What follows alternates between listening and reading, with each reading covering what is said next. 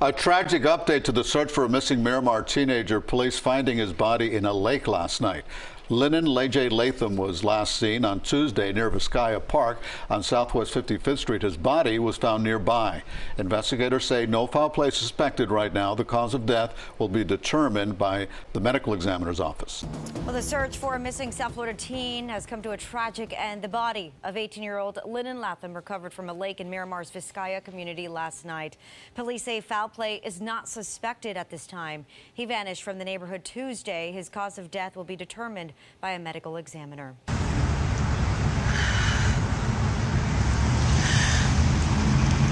I still don't believe what I was told happened to my son, because it doesn't make sense.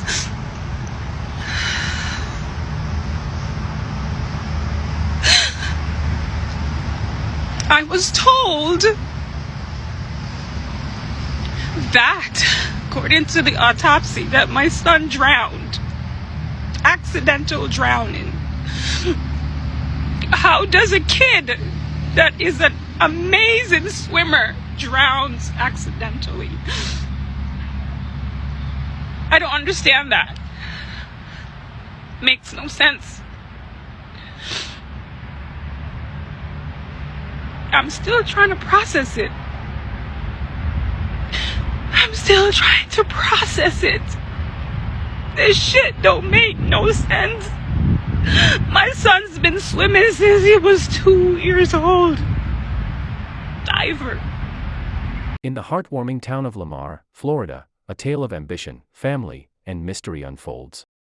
Meet Lennon Latham, affectionately known as LJ, a remarkable 18-year-old with dreams as vast as the sky itself. The charming town buzzed with stories of LJ's extraordinary character, his ambition, leadership, and a heart that overflowed with selflessness. A sweet soul by nature, he'd willingly offer his last dime to someone in need. LJ's spirit shone brightest through his profound bond with his parents, who had raised him with care, and his adoring younger siblings. LJ's roots ran deep in his community, and his desire to soar higher led him to launch a thriving car wash business that catered to the locals and tourists alike. The skies had always beckoned to him, and his heart was set on becoming a pilot after completing his studies at Lamar High School. He longed for the freedom of the open sky and the thrill of navigating through the clouds. This dream consumed him day and night, pushing him to excel in every facet of his life.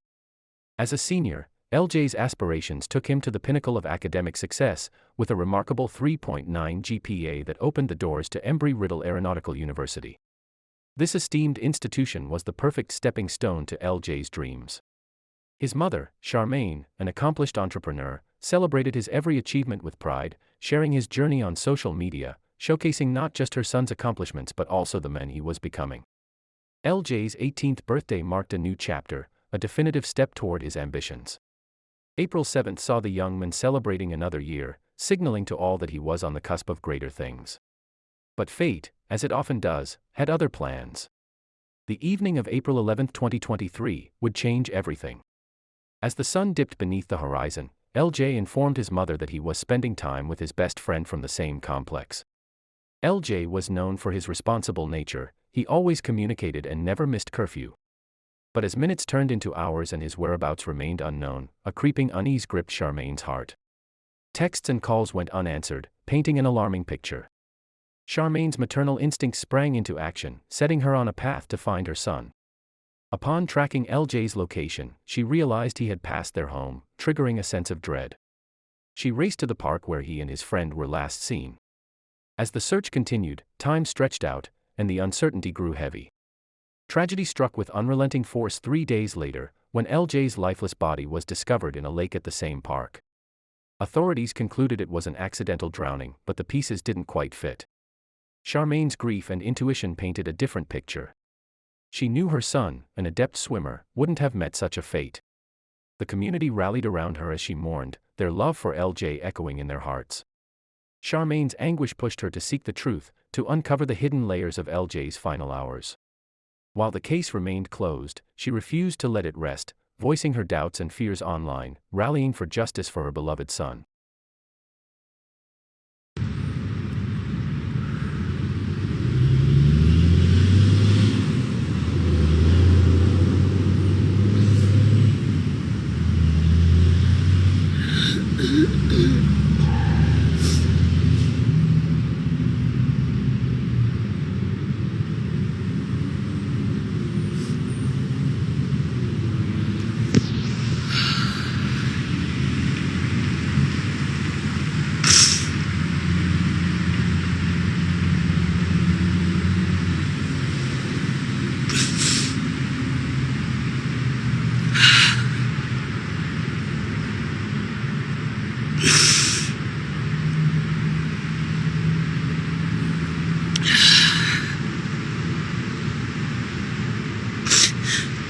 So, everyone's been asking me what happened to LJ.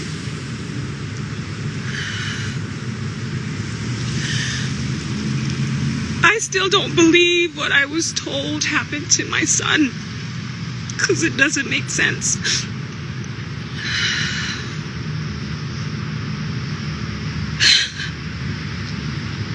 I was told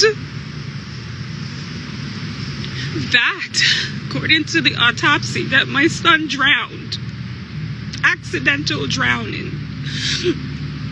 How does a kid that is an amazing swimmer drowns accidentally?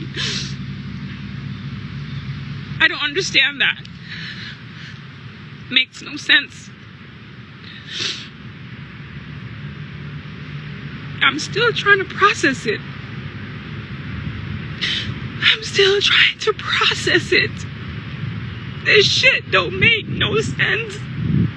My son's been swimming since he was 2 years old. Diver. I wasn't able to talk about this for a very long time.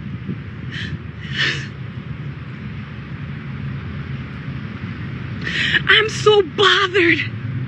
I am so bothered by those motherfuckers. I am so fucking bothered. It eats me up inside. My son left home with Jalen Jameson, his best friend. His so-called best friend went to a park, Vizcaya Park, and then all of a sudden my son got upset about something on his phone and got out of the car. Y'all want to know the truth? Let me tell you the truth, because it doesn't add up. My son got out the car, supposedly, and left his phones, supposedly. And Jalen claimed he was looking for my child. A very littered area, right next to Vizcaya. This ain't the hood. We don't live in the hood.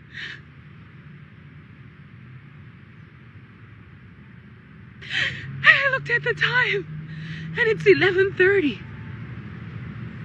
LJ knows he has to get home before midnight. 12 o'clock comes. No LJ. I said, this don't make no sense. It didn't make no sense. So I texted him. I said, yo, where are you? No response. 12:15, I was like, yo, what's going on? Nothing from my child. So I text his friend, Jalen Jameson, who told me LJ was in the bathroom and his phone was dead. And I said to him, don't lie to me. We live in the same complex. So then I went to LJ's location on his phone, because he always turned it on. That's how good my child was. And I saw the car moving from Vizcaya and coming down Flamingo and coming home. So I watched it. My mind says, screen record this car moving. I don't know why I did that. I screen record the car coming from the location on LJ's phone. The car came in. The car didn't turn to come to my house. The car went to Jalen's house. And in my mind, I'm like, okay. I waited. LJ still didn't come. Call his phone, nothing. So I said, something don't feel right. Maternal instincts, ladies, fathers, mothers, go with your gut feeling. Don't ever second guess it. I jumped out of bed and I jumped in the car. You won't believe when I got to where the car was, it was in front of Jalen's house. Parked up, lights off, everybody gone to fucking bed. So I'm in my mind, they want me to think that my son is in there and I should go home, right? So I started calling again. Nothing. Then I text the boy. Yo, why LJ's not answering? What's going on? Then he tells me they were at the park and LJ got out of the car and he was looking for me, don't know where he went. I said, what? I immediately went straight to the park and started looking for my son and called the police. Called everybody I knew. And they started looking for my son. You know what's the worst part about this? This kid, Jalen Jameson, went and got his parents. His parents went with him to go look for my child. Nobody called me. Nobody came knocking on my fucking door. Nothing. Nothing. You make me wonder why you as parents did not pick up the phone and call me. I didn't even get to see my child. You as parents know this, went to help your child look for my son, did not call me, didn't even call the cops till after I called the cops. Huh? Who are you? What kind of human being are you? These people have not even come by and said sorry or give their condolences or anything. This little kid that used to eat at my house, go on vacation with us, I fed him like my own, have not even showed up and tell me what happened to my son. Y'all imagine my pain and my anger? Can you even imagine how I feel? It's just the grace of God that's keeping me. I swear to God. And that little boy named Asher. That little boy named Asher. He's the reason why I'm still breathing. Him and my daughter. They are the only reason. They are the only reason. Only reason. And you're gonna say my son drowned? Make it make sense. And as parents, you didn't think to come call me? And that fucking little kid, you didn't think to call the cops when LJ supposedly went missing? Huh? You know what? My hands are clean. I have to live with my child being dead. I hope they can live. I hope they can sleep, because I pray to God that the pain that they have caused me and my family will multiply. I pray everything they do will be cut off. I pray everything that they touch will perish. Because I'm a child of God. And so is my child. I didn't deserve this. My child was getting ready to go to college. He had dreams, he had goals, he had aspirations. All gone, all taken. I couldn't even have an open casket with my child. I didn't even get to see him. The only memory I have of LJ, that Tuesday night, he kissed me on my forehead, like he always does, and he tells me he loves me. Kiss Asher. He told him he loved him, and I'll see you later, my youth. That later never came. He never came back. He never came back. Now I have to tell Asher when he gets older what happened to his big brother. LJ taught Asher to swim. Sunday, Asher was swimming from one end of the pool to the next.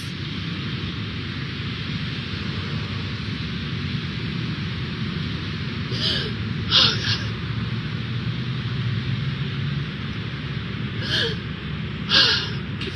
This is rough. This is rough. I don't know. Some days.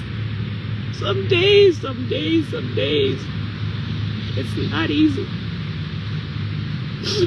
And I appreciate everybody that reach out every day. Up to today, there's some people praying for us, showing me love, giving me encouragement. And I appreciate you all. The only thing I ask when you guys see me out in public, please, want to give me a hug, that's fine. I don't want to keep reliving this. Don't ask me what happened. It triggers me. I need to get out. I need to be around people. I can't stay stuck in this depressive state for the rest of my life. So when you see me, wish me the best. Show me love. But don't ask me what happened. I don't want to talk about it anymore. It's painful. And it triggers me. It makes my mind goes to places it's not supposed to go.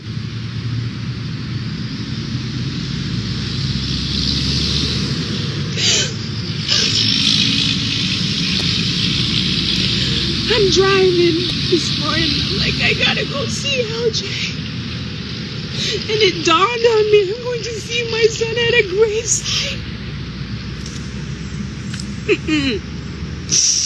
This ain't it.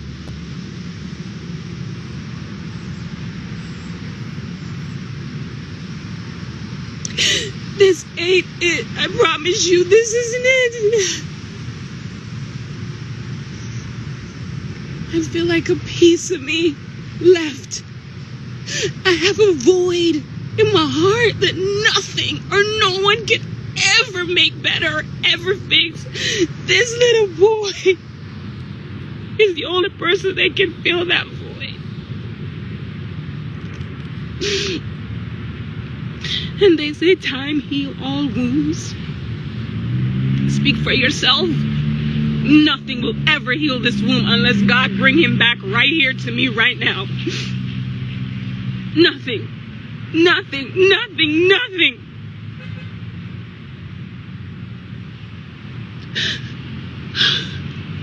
There's no bright side to this.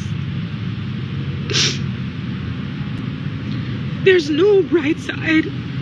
That I have to live with this pain for the rest of my life and coexist in a world that's so fucked up with selfish ass people. I know you're supposed to forgive, but only God can help me to forgive those motherfuckers that did nothing to save my child. Nothing. You went to go look for my child and did not call me, did not call the cops. Jalen Jameson, I pray you rot in hell. I don't know what kind of friend you are. And to all the parents, tell your kid, don't trust everybody. Everybody ain't your friend. I used to tell LJ that all the time. I says, when your friends become your foe, out in the world, your secret goes. I always tell him that. People are only friends with you when it's convenient and when it's beneficial. But when you start progressing in life, they start to hate you. Low-key hate you. For no reason. And you're still breaking bread with them. LJ would give his last for that little boy. LJ started a car wash business to wash the rent-a-cars we have. He hired Jalen. If I pay LJ $60, he'd give him that little boy $30. And you couldn't pick up the phone and call me, right?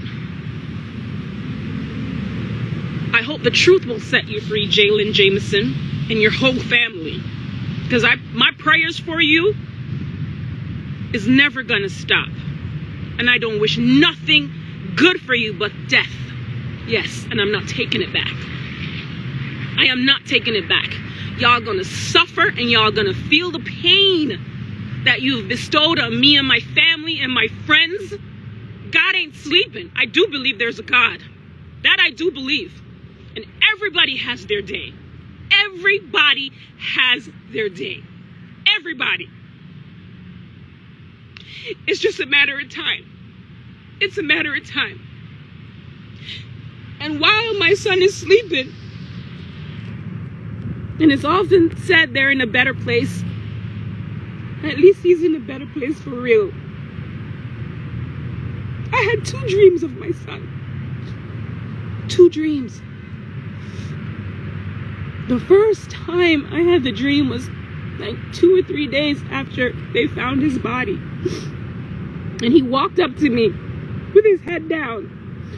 Whenever I'm disappointed in LJ, he always holds his head down. He walks up to me and he opens my hands like this and he placed something in there. And I picked it up and there was something wrapped in a blue wrapper.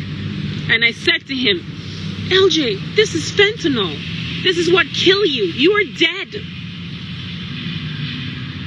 You can ask any of my friends. I told him that. I even called the cops and tell them I know what happened to my son.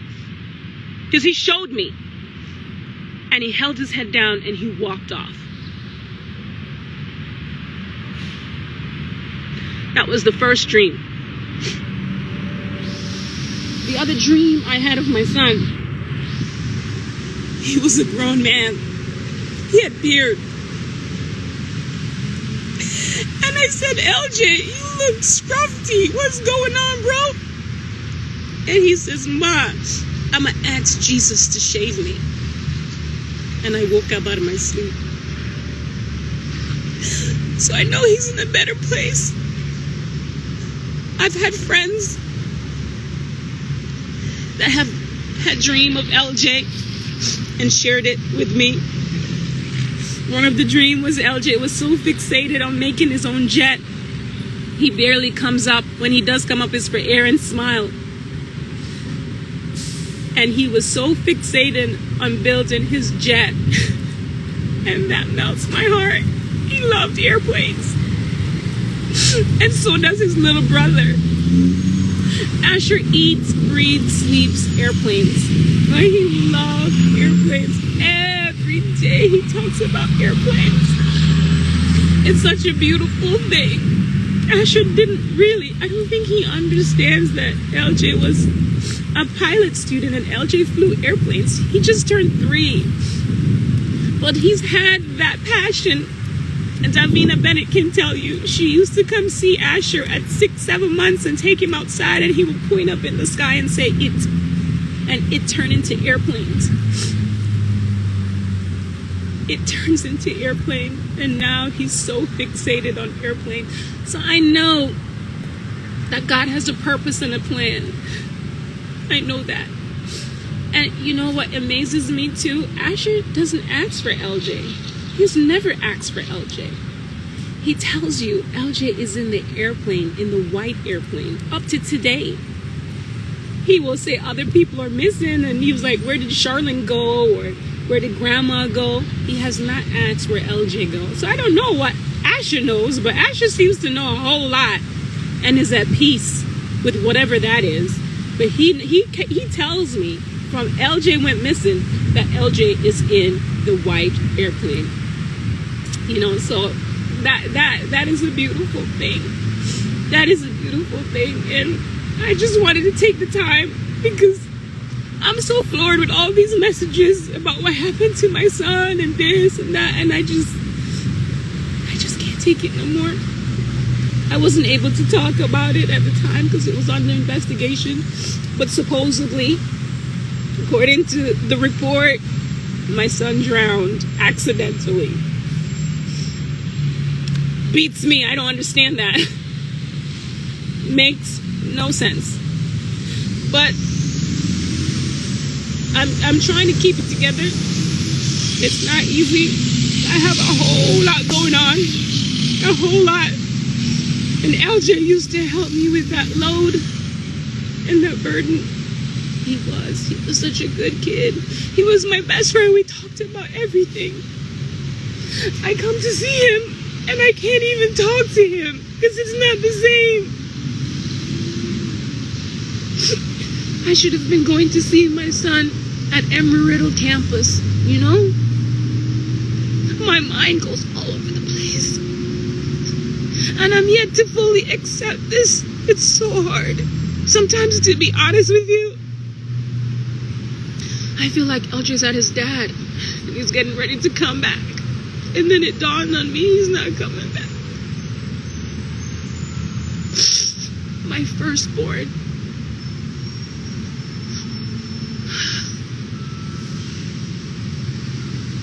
I'm happy I was able to give him a taste of the finer things in life. I was happy I was able to take him on a cruise into New York, and he lived in Vegas and Tennessee and Atlanta. Like, he had a good life, and he deserved it. I've taken him to the Heat game, floor seats. Like, I think I did good. The things that he had a desire for, I was able to fulfill those. I wish I could. Sometimes I wonder, what was his last words? Was he calling me? Was he asking me to help him?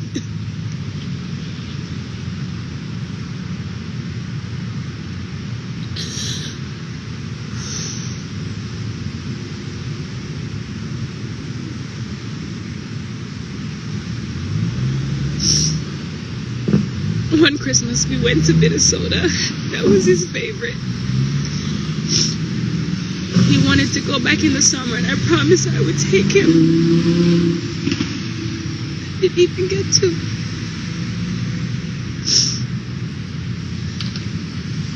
One thing's for sure, though. I have a lot of memories that nobody can ever take away. I have a lot of memories and pictures and videos of my son. He was such a happy soul. He made everyone around him happy. I know he's looking down and saying, "Ma, why are you crying?" I can't help it, LJ. I'm human now. I am human. I've always been human. You're no longer human. You don't understand.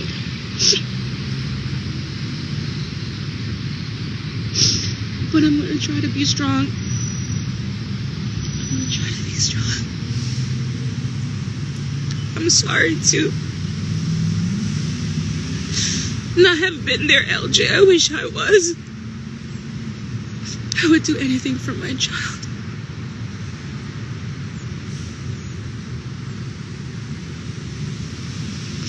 Y'all can pray for me. Keep praying for me that God will give me peace.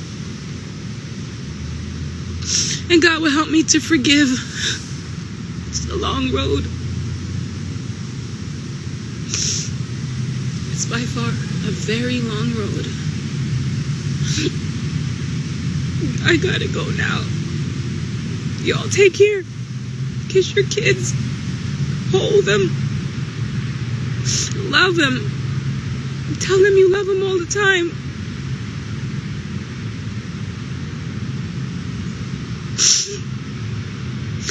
Take care, guys.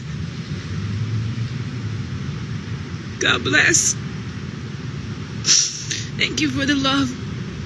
Thank you for the prayers. Thank you for the support. It hasn't been easy. Pray for my mother. Please pray for my mother. She isn't doing well. It hits her even worse than me, and she's my child, but you know, he catered to her. He really did. He spent time with her. He understood her. She loved him. She's just not in a good place. She doesn't want to do anything, go anywhere. I don't know what else to do. Charlene is doing okay. She's resilient. She has her moments, but she's doing okay. And I'm doing okay too.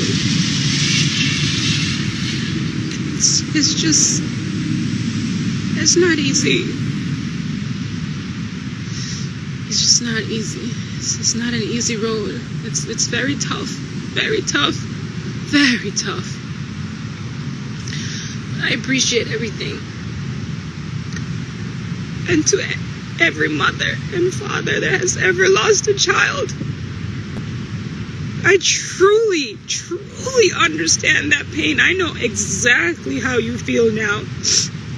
Nobody can understand that pain unless you've been there, unless you've lost a child. This doesn't compare to your grandmother. And it doesn't compare to your mother. It's different. Those are very painful too. Those are people you love. But when you lose a child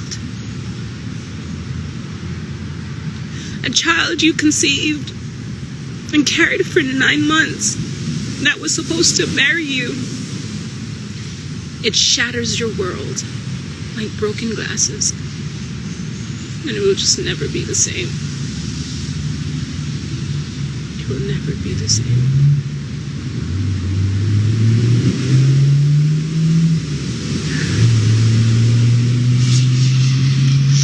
Take care, guys. Look what one of LJ's friend did. That's been there for a while. I'm getting in my headstone, a very nice one too. It takes a while to build because it's custom. You guys take care. Thank you for the love. Oh, look at the view that LJ had. You see the airplane? There it goes. Airplanes.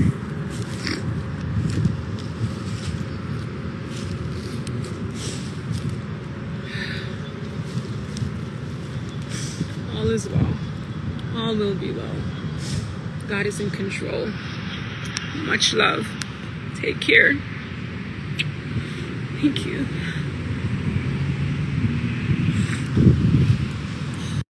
As Charmaine's voice trembled with emotion, she dared to challenge the official narrative, believing that sinister forces might have played a role in LJ's untimely departure. The story of LJ Latham resonates as a cautionary tale, a stark reminder that even in the idyllic backdrop of a close-knit community, darkness can creep in unexpectedly. It's a testament to a mother's relentless love and her undying pursuit of the truth.